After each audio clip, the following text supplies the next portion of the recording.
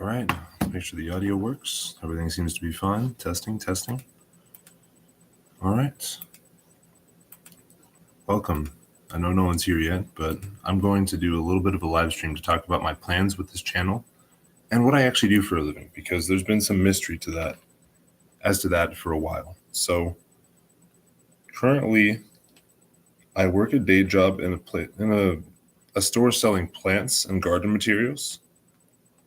And in addition to that, I promote music and I sell football cards. So for the people that are curious about any of these, I'm more than happy to go into more detail. And I'm even happy to bring some football cards on stream. But my primary purpose for using this channel is a trend I've been noticing over the last couple of years. And I'm going to start tagging some people because they've been called that before, but they kind of deserve it. There's one person in particular. I'm not actually going to say his name, but it'll be in the comments. But the reality of the world is that there are different ways you can live and there's different ways you can do things. And there's good YouTubers and good people out there. There's people like George Janko out there that have more morals than that. But the majority of the people that are YouTubers are just people with Peter Pan syndrome. And what I mean by that is, for most people, once you hit like 25, 26, 27, you start looking to get into a serious relationship, then get engaged, and then get married. And for those of us that are normal and that want to be married someday and want to have a family and kids, then it's important to not only have those goals, but it's important to ensure that you're taking steps to actively move yourself in that direction. And what I mean by that is also another really good YouTuber, Alex the Rambler. I know I don't really have the platform he does or even close to it, but follow him. Very funny guy, very wholesome, no complaints about him whatsoever. But as a whole, I've just noticed that YouTube has become a cesspool of the lowest common denominator, both in terms of intellectual, like IQ, intellectual quotient, and in terms of the actual stuff that people get up to. And what I mean by that is, I'll tell you right now, there's a lot of ways to make honest money. There definitely are. There's no argument there. But to promote to young kids that you should just play with girls' hearts and you should just date a bunch of women, you should never marry any of them, never have kids.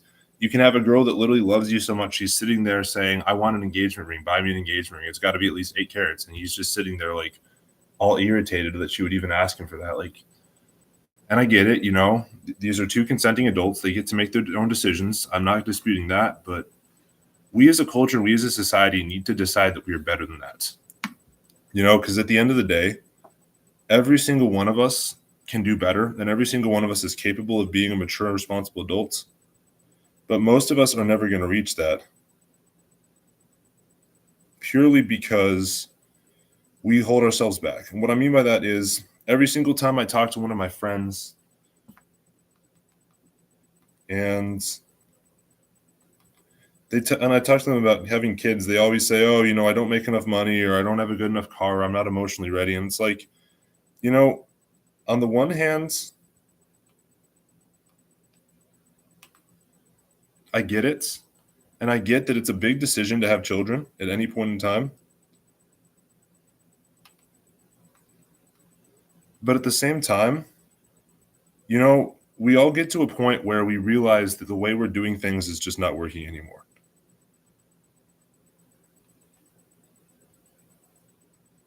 Because it's just, there's a certain emptiness in you. And as someone that has a girlfriend and that needs to move faster with that, I'm 27.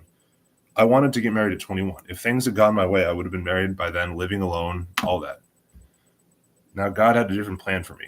So we're going to talk about religion a little bit. Faith is something that is dying in modern society, and it is very unfortunate, not only because of the obvious implications in terms of people not going to church and people not reading their Bible and not believing in it, but when you think about it, our civilization was built on these values, and without these values, they would not be a part of it.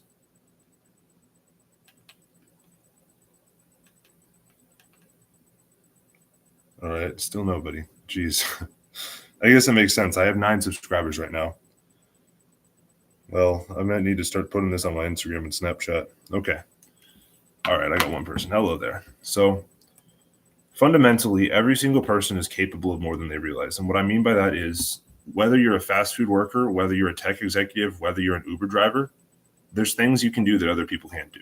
And the best way to find success and satisfaction in of yourself is to not only optimize the way you do those things, but it's to feel like you're fulfilling your own potential and what God's plan for you is. And that could be something as simple as getting a better job. It could be something as simple as helping out a customer or, showing up on time every day. Or it could be something as difficult as reaching a bonus or making $1 million. Hi, welcome to the live. It just depends on who you are. Now, that's not to say that if you're making 15 or 16 bucks an hour, you should feel bad about yourself. My day job pays $16 an hour, and I'm working on getting a better one that pays 27. But I want every single person, like New Year's is coming up. Think about your New Year's resolutions. People always say they want to get in shape and they don't do it. But think about a serious resolution that you can achieve and do it. Maybe it's running 3 miles a week. Maybe it's going on 1 date a month with a girl or a guy. Maybe it's spending more money on yourself. Maybe it's going on a vacation. It doesn't really matter. Like ultimately what your goals are not as important as actually having goals and being organized enough. Hi, welcome. That you are willing to set your goals and be organized as a part of that. Also, if any of you guys have YouTube channels you want me to shout out, feel free to leave them in the comments and I'll share them on my Snapchat. I have about 1,200 people on there. So back to the topic at hand, hedonism. So hedonism is something that I will say is a very, very dangerous influence in our society. And it's dangerous because it's fun. Because think of this. If you're a guy and you can just date Instagram model after Instagram model after Instagram model, never marry any of them, and just keep on living your life that way, why would you ever settle down? If you have all the sex you need, if you have all the money you need, if you have all the friends you need, you're never going to sit there and say, I want to have kids, or I want to be more ambitious, or I want to get promoted, because you're in a position where you don't even have to think about that. And for some people, they've gotten it together. Like Logan Paul has changed a lot over the last couple of years. I still have my problems with the guy, but he's a father and I respect that. But for a lot of them, it's called Peter Pan syndrome, and Google this if you want. But Peter Pan syndrome is essentially people that never grow up. And the most obvious way to look at that is there are men in their 40s. Mike Malek is an example. Yes, I am calling him out. He's not a terrible guy, but he is a creep.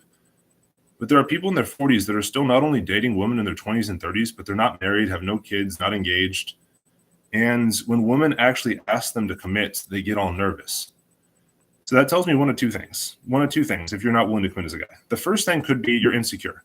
And for Mike, 100%, I think he's insecure. I don't think he's the other thing. I think that he's maybe had some bad relationships in the past, and because he's Logan Paul's second in command, basically, he doesn't feel as confident about who he is as a person. Now, the second reason why you might refuse to commit as a guy, and this is a more dangerous one, the second reason is that you're a homosexual. And that's okay. If that's your prerogative and you like guys, then by all means. But at the same time, you shouldn't be living a lie. Like if you're in a relationship with a woman, but you were attracted to men, then you are leading her on. And not only is that wrong, but on a fundamental level, it's just a little creepy.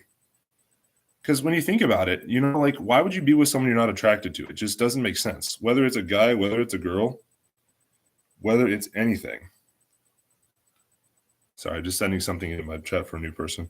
All right, so next topic, we're going to get into world relations. So I have more controversial beliefs about world relations than most people do. Like, for example, I think that while America is ultimately the most powerful country in the world, I think that we're slipping. The most obvious way to see that is looking at our culture. 20 or 30 years ago, most people would say they would fight and die for America. At this point, it's about 45%. And so what that means is if there's ever a situation where we go to war with the Chinese and have to have a draft, then about 55% of Americans would try to dodge the draft. Now, that doesn't mean that we're only going to have half of our forces out in the battlefield, but it does mean that China, that can access billions of people, at least they could probably field an army of about 300 or 400 million if they really wanted to. But they will have a massive advantage over us, which could probably field 50 or 60 million, I would think. Granted, our equipment is better, our generals are typically better, and we have more war experience recently. But from a geographic standpoint, it's just not a good position to be in for Taiwan and for the U.S. because it's a small and defensible island, but the Chinese simply have to surround it and blockade it, and then it's taken over. And I get it. That's not likely going to happen in the near future. I think that most people thought it was going to happen under Joe Biden because he was such a weak and ineffective president. But at the end of the day, the way that I see it is also, guys, feel free to subscribe after this. But the way that I see it is we as America, if we're going to be a superpower, we need to lean in on being a superpower. And so what that means is we need to have a strong military. We need to have people going to college and getting engineering degrees. We need to have a strong economy. We need to have less people on social services. But in our current country, people can barely pay their bills half the time. And that's a result of economic policy. So anyone here familiar with the Federal Reserve? If you're not, then basically what the Federal Reserve is it is a centralized bank that loans out money to other banks in order to fund stuff. So the US government is currently 38 trillion with a T, dollars in debt. And we are $38 trillion in debt because primarily we are hemorrhaging money in our military. We're hemorrhaging money on foreign aid. And just as a whole, our tax base hasn't kept up with the growth of our government. You know, like in America, the government is the largest employer. The heck, sorry, some chick on Snapchat just saying she doesn't like me. All right, anyways, that's weird. All right. So that being said, I think let's get back to the different topics. So that's enough on world relations. So basically, America needs to get its shit together in the next 20 years. Otherwise, we're going to lose our position as the strongest nation. Now, that doesn't mean we're going to collapse, but it does mean we're going to be a lot weaker. Okay. The next point, the way to conduct yourself as a man. So there's a lot of information out there these days, and there's a lot of people that will lead you astray. There's also some people who get some stuff right and get some stuff wrong. For example, Andrew Tate, I think Andrew Tate is right about a lot of things. I think he's right that men need to be ambitious, hardworking. You can't be lazy. You can't make excuses. You can't show weakness. I do, though, think that he's wrong to some extent about men being able to be emotional and some of his other more controversial beliefs. But anyways, as a man, there's three things you have to be. You have to be consistent, you have to be hardworking, you have to be honest. Now, that doesn't mean that you're not going to have issues with that from time to time, but at the end of the day, you have to remember that you are accountable to yourself and that you represent your family in everything you do. Like literally, when you walk out to the McDonald's and buy a hamburger, if you don't say thank you to the cashier, that reflects poorly on your family. If you're in line at the grocery store and you say hi to someone, that reflects well on your family. And so because all these interactions are remembered by people, okay, there is the rest of my viewers. Because all these interactions are remembered by people, ultimately, you have to not only make a good impression of yourself, but you have to demonstrate that you're someone who actually tries to get things right. Because quite frankly, it is not only important for you, it's not only important to you as a man to get that kind of validation, but it's important from a standpoint of, I'm a big believer in, if you're not going to do something right, if you're not going to work hard, if you're not going to consistently do your best to win, to be successful, you might as well not even do it. And I do mean that. I do mean that. All right, just going to take a photo of this real quick. And what I mean by that more specifically is that as a whole,